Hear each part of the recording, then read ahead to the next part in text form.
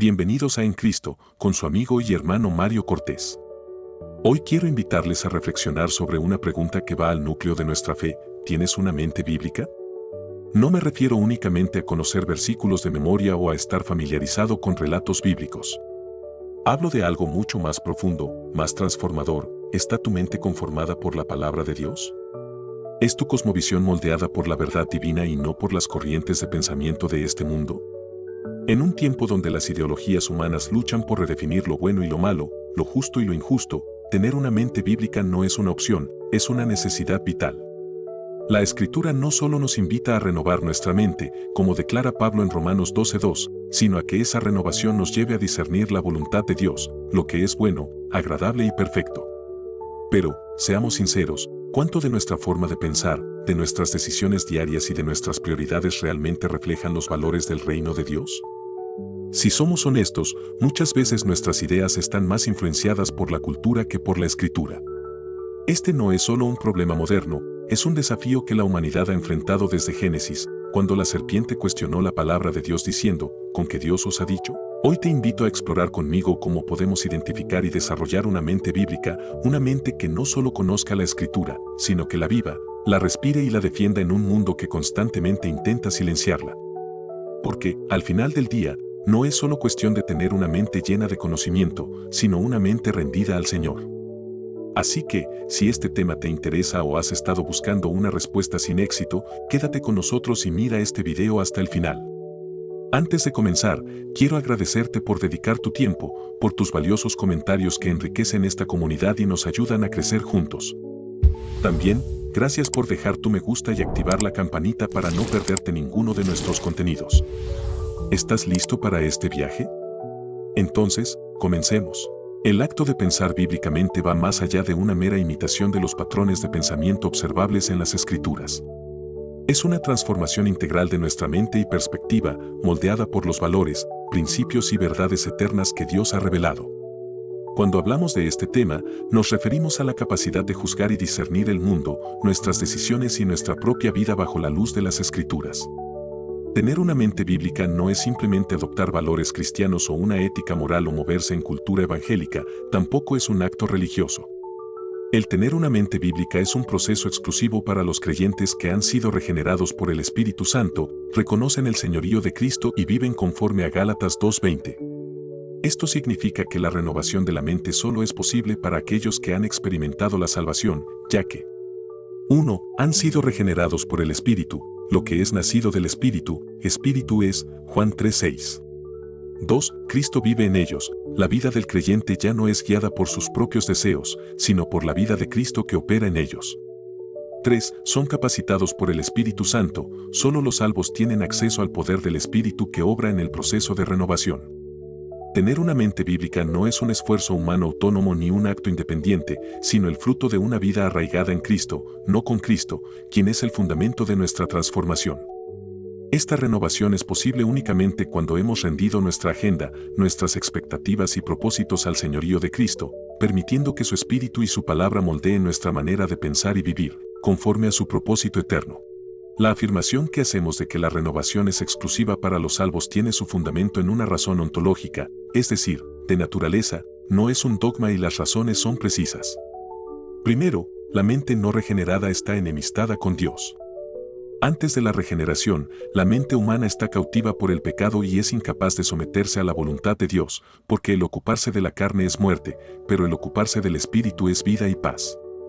Por cuanto los designios de la carne son enemistad contra Dios, Romanos 8:6 y 7. Sin la obra del Espíritu Santo, es imposible pensar de manera bíblica. Segundo, la regeneración capacita al creyente para la renovación.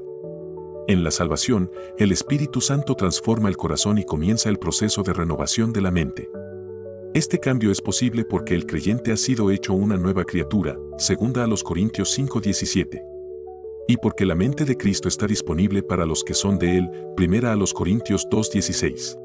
Tercero, la renovación es para quienes están en comunión con Cristo. Los salvos tienen acceso constante a la obra del Espíritu que ilumina su entendimiento y transforma su manera de pensar. Todos nosotros somos transformados de gloria en la misma imagen, como por el Espíritu del Señor, 2 Corintios 3:18. Pablo menciona la renovación de la mente en 5 epístolas: Tito, Segunda a los Corintios, Efesios, Colosenses y Romanos. En cada contexto, la renovación está vinculada con la formación del nuevo hombre, que es colectivamente el cuerpo de Cristo, la Iglesia. La idea principal es que esta renovación es esencial para una vida cristiana práctica y para la unidad del cuerpo de Cristo. Tito 3:5, la renovación es obra del Espíritu Santo, necesaria para la sujeción, buenas obras y unidad en la Iglesia. Segunda a los Corintios 4:16, es un proceso diario que edifica el cuerpo de Cristo. Efesios 4:23, enfatiza que sin renovación no es posible vestirse del nuevo hombre.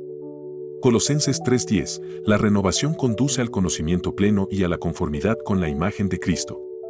Romanos 12:2, la transformación mediante la renovación de la mente permite conocer la voluntad de Dios. La renovación de la mente es indispensable para poder tener una mente bíblica. En Romanos 12:2, Pablo exhorta a los creyentes a no conformarse a este siglo, sino a transformarse por medio de la renovación de su entendimiento. El verbo conforméis, cismaticeste, es un presente imperativo pasivo, que implica no ser moldeado ni influenciado por algo externo. Pablo está llamando a los creyentes a no dejarse moldear por los valores y patrones de pensamiento del siglo. Este siglo, aion, no se refiere al tiempo cronológico, sino al sistema de valores, filosofía e ideologías que caracterizan al mundo caído, bajo la influencia de Satanás, segunda a los Corintios 4:4. Aion puede traducirse como era, edad, mundo o siglo. No se refiere al tiempo cronológico, como años o siglos, sino a un periodo o sistema caracterizado por valores, costumbres y creencias específicas. Denota el sistema mundial presente, dominado por el pecado, la rebelión contra Dios y la influencia de Satanás. Este sistema está en directa oposición al reino de Dios. De manera puntual son las influencias filosóficas y culturales.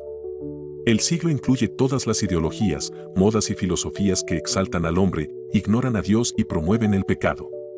El siglo es cambiante, subjetivo, implica una naturaleza transitoria, donde los valores y normas cambian con el tiempo, alejándose de los principios eternos de Dios. El siglo es un gobierno espiritual maligno. En 2 a los Corintios 4:4, Pablo describe a Satanás como el Dios de este siglo, destacando que este sistema está bajo su influencia.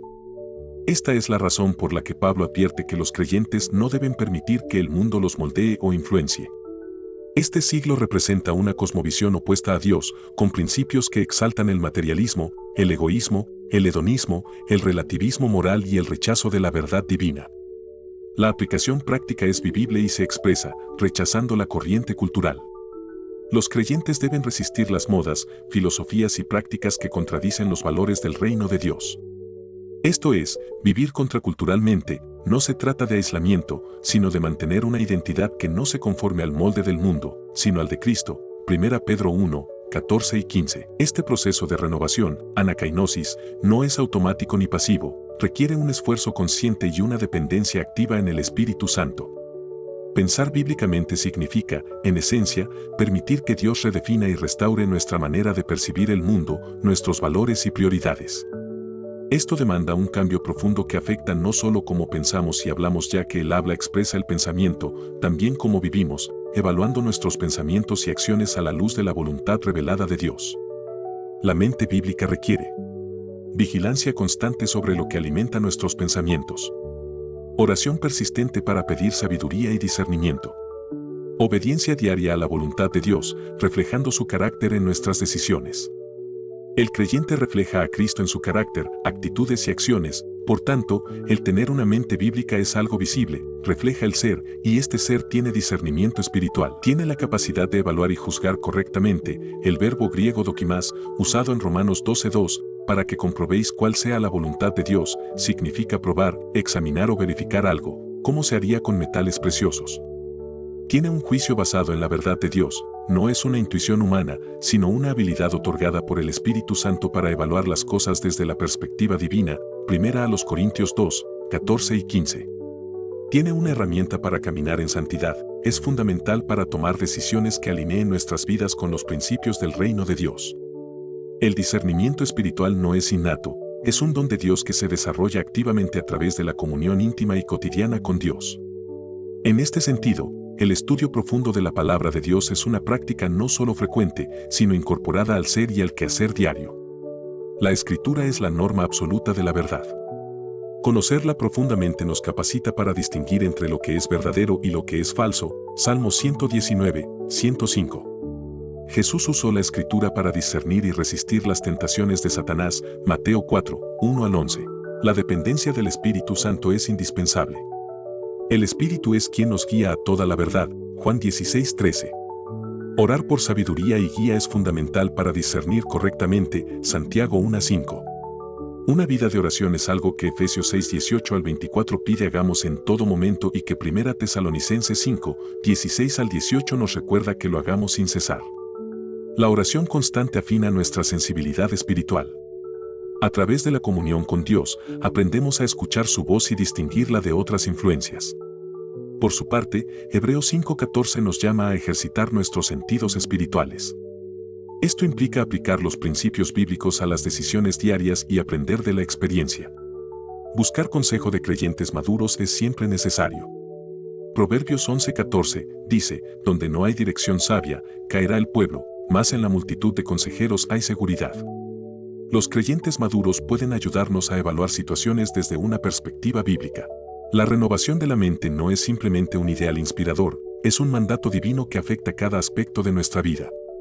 Una mente transformada por la verdad bíblica no solo modifica lo que pensamos, sino también cómo vivimos, cómo actuamos y cómo reflejamos a Cristo en el mundo. La mente bíblica no es una versión mejorada de la mente carnal, son opuestas en esencia. La mente carnal es enemiga de Dios e incapaz de sujetarse a su ley debido a su naturaleza corrupta. Romanos 8, 6 al 11 lo confirma, los que viven según la carne no pueden agradar a Dios. Esta enemistad es tan profunda que, aunque la carne puede aparentar religiosidad o sometimiento a reglas externas, su verdadera naturaleza siempre termina revelándose. Como afirma Colosenses 2:23, tales cosas tienen cierta reputación de sabiduría en culto voluntario, en humildad y en duro trato del cuerpo, pero no tienen valor alguno contra los apetitos de la carne. La mente, por tanto, es el lugar donde se libra la verdadera guerra espiritual. Sin embargo, esta lucha no se limita al ámbito mental, también involucra el corazón, las emociones y las decisiones. Es en la mente donde decidimos si abrazamos la verdad de Dios o sucumbimos a las mentiras del enemigo. Al mismo tiempo, la batalla espiritual se extiende al comportamiento y al entorno cultural, interactuando con la mente en un proceso dinámico. La mente es, en definitiva, un frente crucial para resistir al enemigo y alcanzar la victoria espiritual. Esta batalla es constante, porque la mente está bajo ataque permanente mediante mentiras y distorsiones diseñadas para alejar al creyente de la verdad del Evangelio y de su confianza en Cristo. Para confrontar esto y mantenerse firme en el fragor de la batalla, es necesario anclar la mente en la verdad de la palabra de Dios, no solo en términos de conocimiento, sino también en su aplicación práctica y en una fidelidad constante.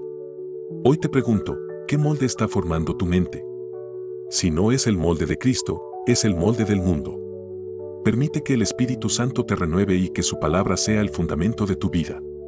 Esto no solo glorifica a Dios, sino que fortalece a la Iglesia en su misión de ser luz en medio de las tinieblas. Te invito a reflexionar profundamente, pero también a actuar con decisión. No basta con contemplar estas verdades, es tiempo de permitir que la palabra viva transforme tu ser, para que el carácter de Cristo sea evidente en ti.